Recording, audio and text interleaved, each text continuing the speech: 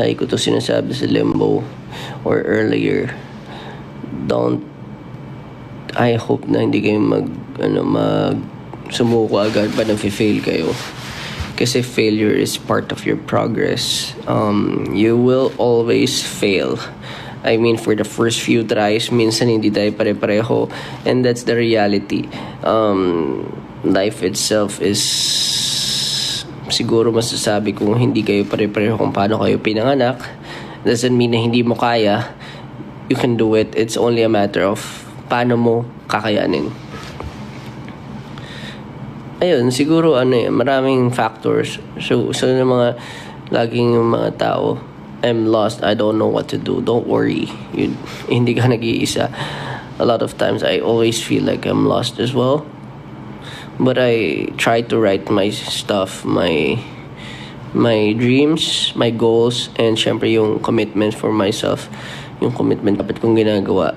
And yun nga, yung opportunity kasi lalapit. Darating at darating yan. It's only a matter of ready ka ba for the opportunities? Ready ka ba saluhin lahat pag nagpakawala na si God, si Destiny, or lahat ng di ba? I hope na pag sinasabi ng mga tao na I don't know what to do with my life, I'm lost, don't worry, you're not the only person who doesn't know what to do with your life. Kaya kailangan ka lagi nag-ready. Nag-ready ka. Doesn't matter kung walang nangyayari. Sabi ko nga, what if may anak ka, may pamilya ka, mas mahirap. If bata ka pa, nandiyan ka pa sa anak po, ang dami mo pwedeng magawa for yourself, even for the entire Philippines, even for the entire world. You can change the world. Yung knowledge na meron tayo, swerte-swerte natin, di ba? Kaya natin mag-isip. Alam mo, araw-araw ko naiisip yun na swerte ng tao kasi kaya natin mag-isip more than anyone else in the world. Kasi yung mga animals, mga mammals, hindi naman katulad natin.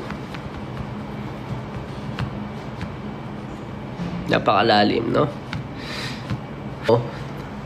Mas madali natin makikilala yung isa't isa kapag nasa event tayo. May sumigaw lang, one blood, one bond, di ba?